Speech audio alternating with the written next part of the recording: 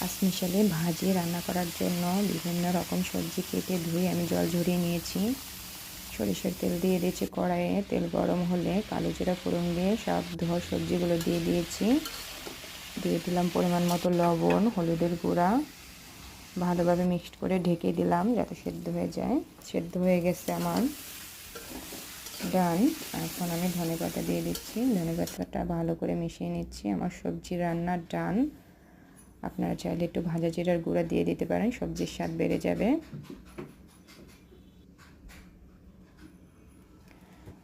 কড়াইয়ে দিয়ে দিলাম আবার সরিষার তেল। তেল গরম হয়ে গেছে। দিয়ে দিলাম জিরা ফোড়ন, দিয়ে দিলাম ধুয়ে রাখা শালগম আলু, দিয়ে দিলাম পরিমাণ মতো জিরার গুঁড়া, হলুদের গুঁড়া, মরিচের গুঁড়া আর পর্যাপ্ত পরিমাণে লবণ দিয়ে ভালো করে কষিয়ে নিচ্ছি।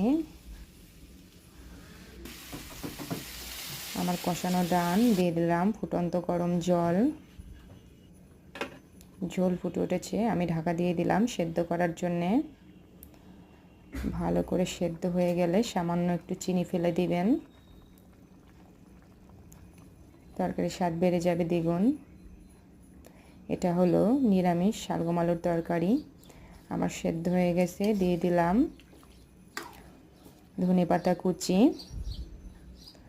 ধনেপাতা কুচি দিয়ে ভালো করে আমি ঝোলটাকে ফুটিয়ে নিব। ফুটে নিলেই ডান আমার শালগম আলুর তরকারি।